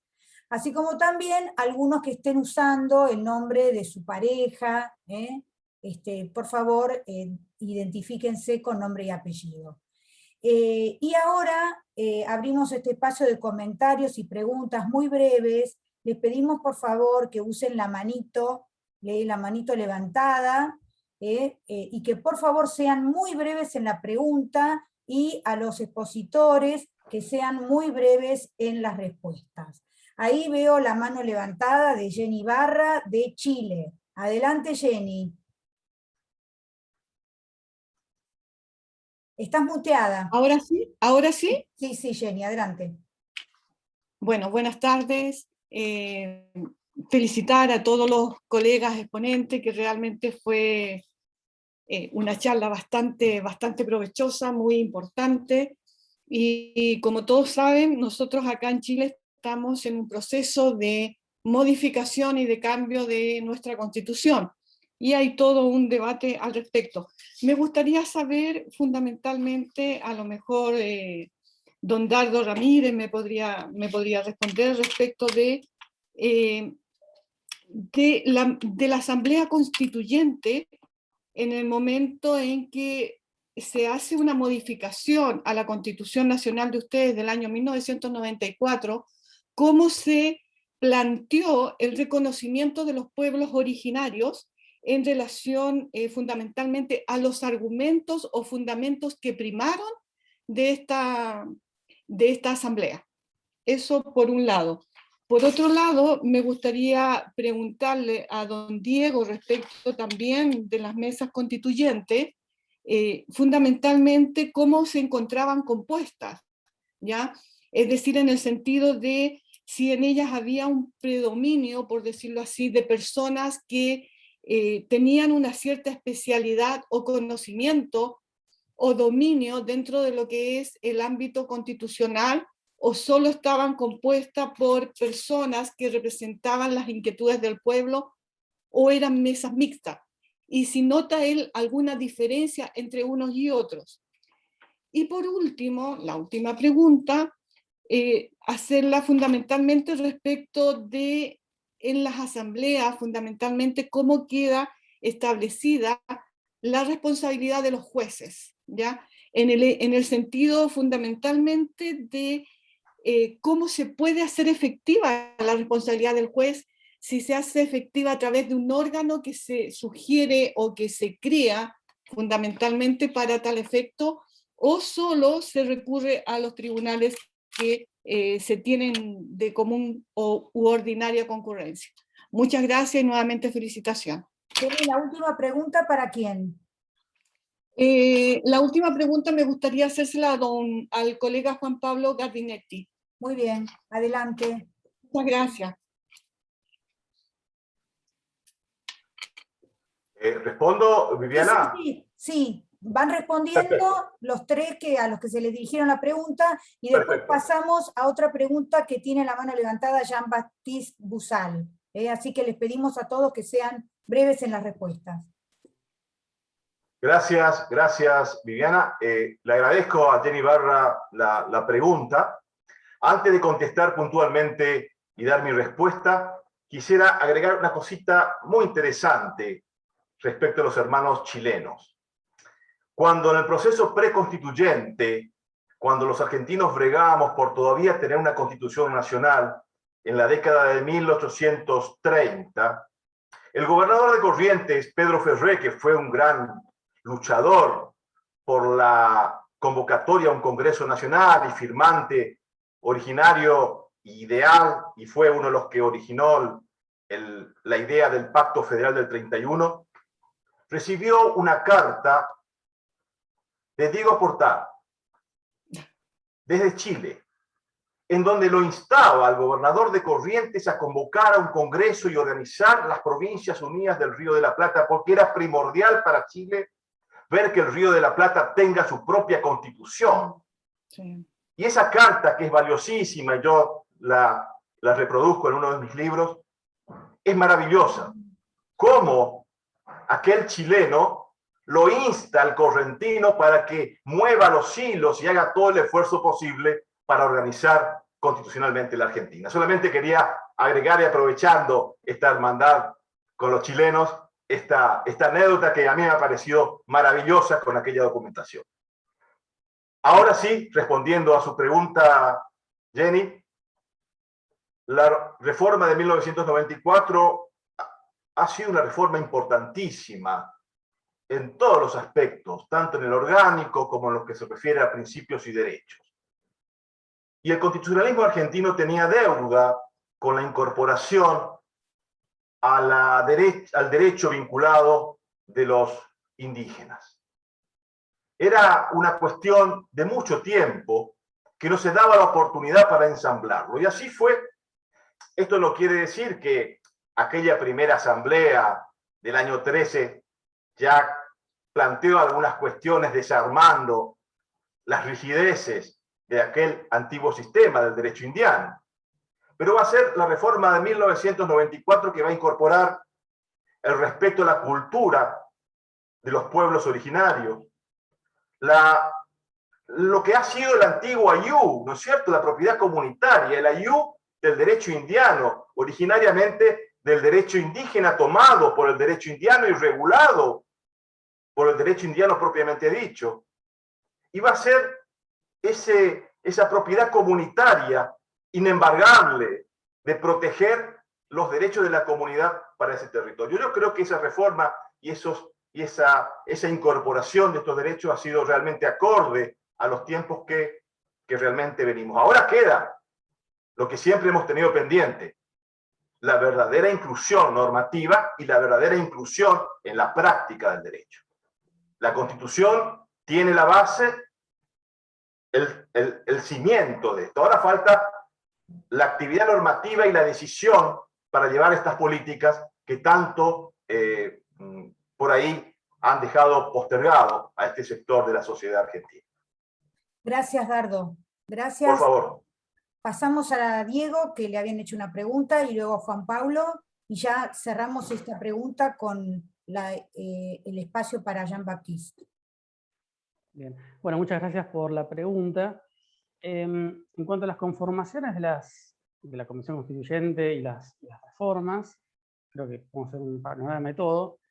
A ver, en su origen estamos siempre pensando en militares, eclesiásticos, abogados, siempre varones, por supuesto, eso hace ya, digamos, sería un anacronismo, lo que tanto se habló en esta charla, exigir que en una convención constituyente de 1853 hubiera una representación de personas que claramente estaban fuera de cualquier tipo de noción de ciudadano y demás.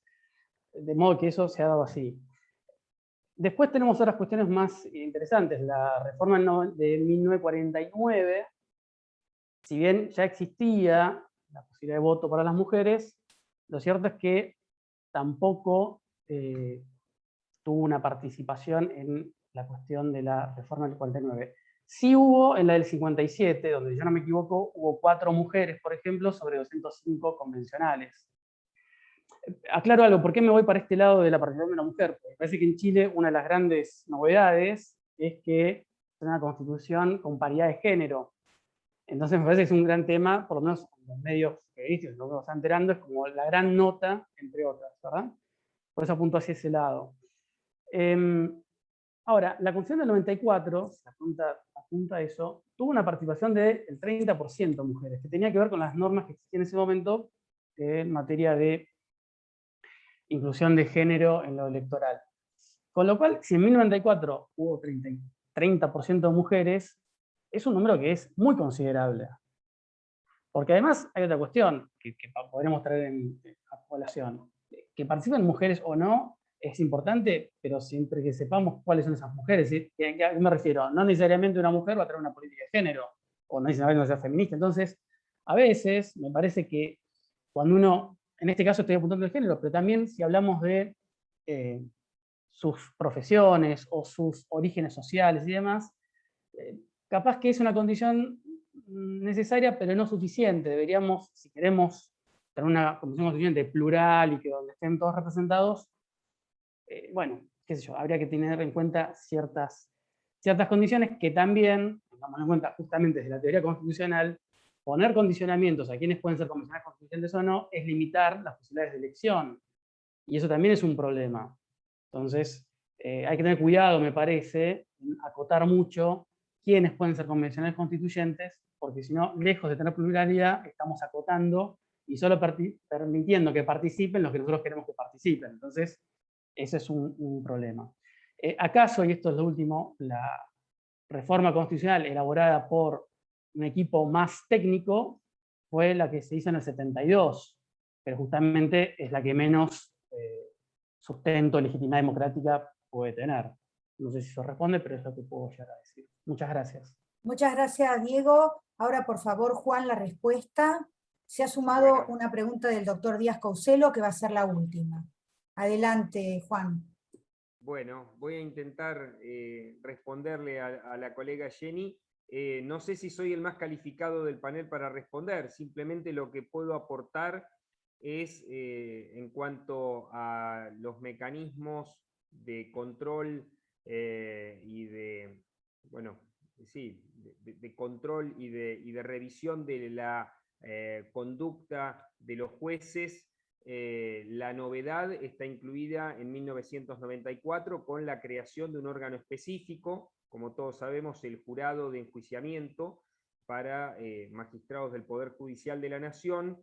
En ese sentido, la novedad es que ya no ese juicio ya no va a ser el juicio político que se llevaba antiguamente a cabo en la órbita del Senado. Eso queda solamente limitado para los jueces de la Corte Suprema, y este nuevo órgano, el Jurado de Enjuiciamiento, queda para el resto de los magistrados, es decir, los magistrados inferiores de la Nación.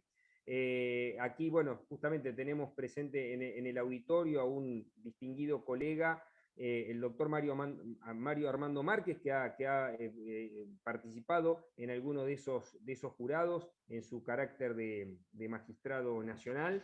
Y bueno, lo otro que yo acotaría tenía que ver con, bueno, el clásico análisis que se ha hecho de la jurisprudencia de la Corte Suprema de Justicia de la Nación en la etapa justamente en que los juicios políticos eran llevados a cabo por el Senado. Y hay una frondosa jurisprudencia de la Corte, se suelen distinguir dos eras, dos etapas, una de negación de la posibilidad de revisar los juicios políticos, esa va más o menos de la década del 20, 1922 creo que es la fecha de corte, hasta el 1986, y una segunda etapa que se inaugura en el año 86, que es la revisión limitada de las decisiones tomadas en materia de juicio político, que llega aproximadamente hasta el año 2005. Bueno, eso es un poco el aporte que yo puedo hacer, pero reitero,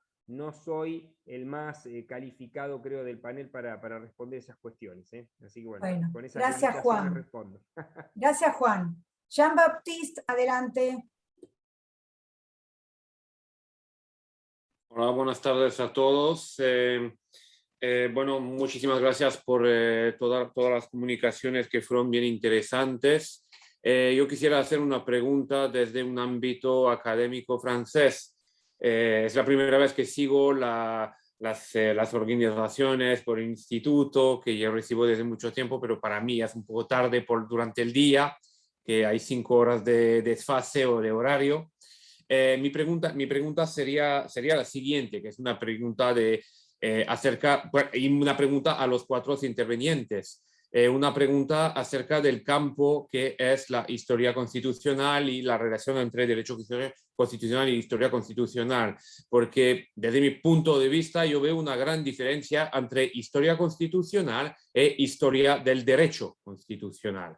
O sea, si hay una historicidad en un hecho, primera cosa, hay una historicidad del derecho. Derecho en el siglo XVIII no significa la misma cosa que derecho en el siglo XXI, ni en el siglo XX o en el siglo XIX. Quiero decir en ese sentido que, por ejemplo, conforme al comentario que se hizo sobre el derecho de familias, obviamente el derecho de familias, antes de todo, es ius civilis, o sea, el derecho de ciudadanos. O sea, está dentro del derecho de ciudadanos y por consiguiente, pues tiene tenor político y por eso concierne obviamente la política, la constitución, teniendo en cuenta, por ejemplo, que el derecho de nacionalidad en muchos países no está definido dentro de la constitución, sino que dentro del Código Civil.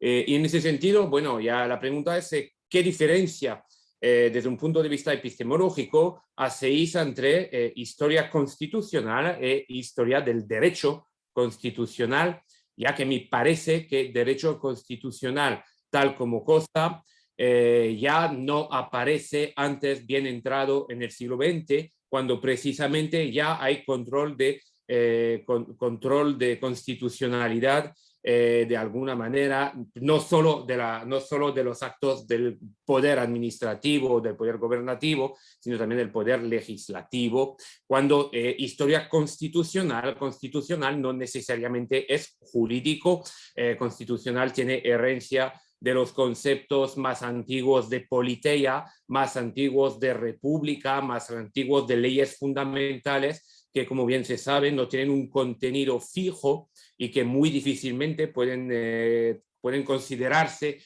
como jurídicas desde un punto de vista actual, aunque eran propuestas jurídicas dentro de un orden no disponible dentro de un ámbito católico. Bueno, muchas gracias, Jean-Baptiste. ¿Quién quiere responder esta pregunta brevemente? Porque no podemos extendernos más de las 17 horas.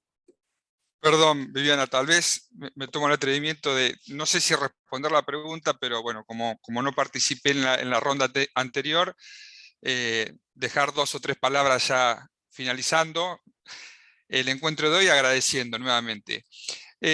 Jan, no sé dónde se encuentra, está a 5 horas de diferencia de nosotros, pero no sé en dónde te encuentras, Jan.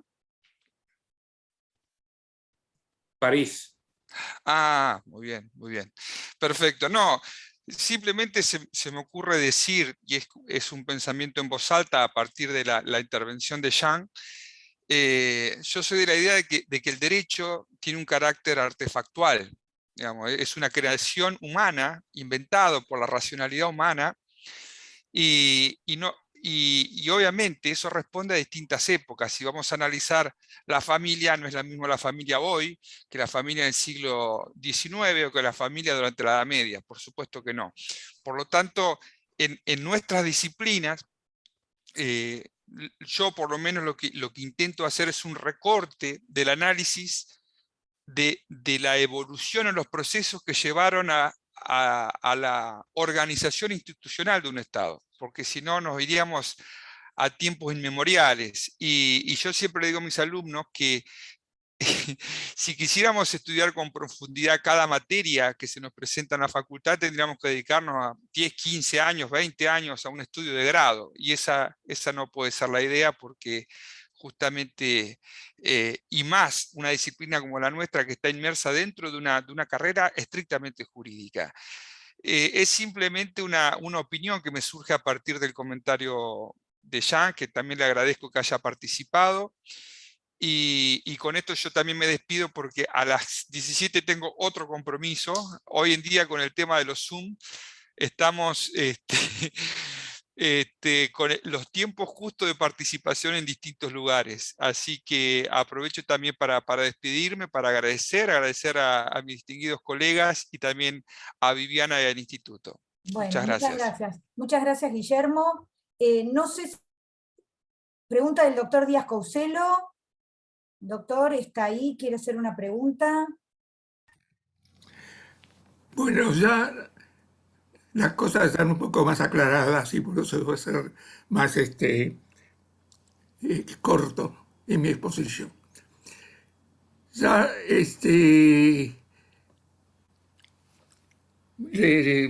colega Moreno ha puesto un poco la cuestión donde está. Son épocas, yo tengo que estudiar a la familia, ver la familia en Roma, y mi interés puede estar en la familia en Roma, porque la historia y ser historiador puede tener no algo práctico, sino algo teórico. Me gusta la ciencia y punto. No es para ganar plata, no soy un abogado litigante, primero. En segundo lugar, felicito a Gardinetti, porque para mí ha sido la exposición más clara. Gardinetti, yo creo que lo puede entender cualquiera lo que ha querido decir, aunque no lo comparta. Y además, ha sido el único que ha mencionado al gran maestro que fue Zorraki Meco. Por eso nomás merece una medalla. Porque Zorraki Meco fue un discípulo de Levene, como lo fue también Mariluz Urquijo. Y son los fundadores de nuestra disciplina en el país. Con respecto a lo demás, yo creo que sugiero que lo que deben continuarse estudiando son los problemas metodológicos, porque si no, nunca vamos a saber dónde estamos parados. Es decir, yo voy a estudiar el comercio. ¿Desde dónde me conviene partir para estudiar el comercio? ¿Desde qué siglo?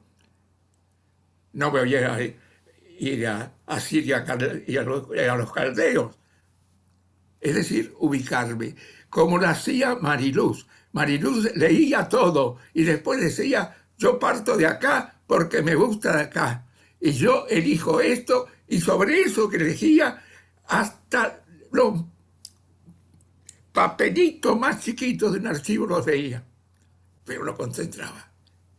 Es decir, no, porque después podemos leer lo que escribimos y compartirlos o no, pero no dispersarnos en extender mucho más trabajo.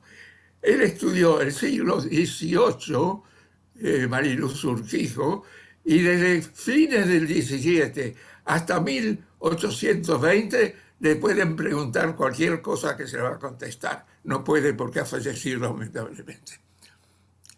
Con esto me despido y agradezco mucho a todos los colegas. Yo he sido catedrático en Buenos Aires, ya estoy jubilado, ahora me dedico a escuchar a los jóvenes, para aprender de los jóvenes, que se aprenden muchas cosas, o por lo menos, si no se aprenden, se despiertan muchas inquietudes.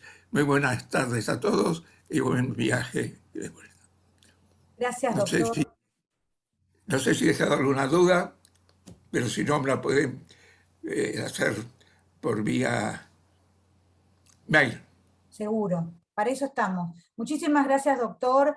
Yo, para ir cerrando, y menos mal, Guillermo, que todavía no te fuiste, quería puntualizar algunas cosas que a mí me gustaron, que se dijeron hoy. Me gustó todo, obviamente, y una de las cosas que me gustó mucho fue, Guillermo, cómo hiciste la historia de la cátedra de Derecho Constitucional, porque la historia de la enseñanza del derecho es uno de los temas que a los historiadores del derecho nos preocupa mucho. El año pasado acá en el instituto hicimos una charla, cómo se enseñaba derecho en el siglo XIX, en la que se habló de la enseñanza del derecho en Buenos Aires, de la enseñanza en Córdoba. Así que este recorrido que hiciste vos sobre la historia de la cátedra me parece un recorrido muy necesario y muy interesante, y que nosotros, los historiadores del derecho, valoramos mucho. Me gustó mucho también que se habló, lo acaba de decir el doctor Díaz Couselo también, y lo dijeron varios de ustedes, acerca de la importancia de que quienes cultivamos una disciplina nos cuestionemos esa disciplina, nos cuestionemos el objeto, nos cuestionemos el enfoque y salgamos de esa zona de confort, porque si no, el conocimiento es limitado y llega un momento en el que hace falta salir de la seguridad de lo ya sabido, de lo ya masticado, de lo ya aprendido. Otro de los temas que me pareció muy interesante y en el que, al que se refirieron varios de ustedes, Juan Pablo y Dardo, que Juan Pablo denominó presentismo y Dardo denominó anacronismo. Eso es fundamental, creo que estamos todos de acuerdo en darle a cada palabra el sentido que tenía en su época para no caer en esos errores.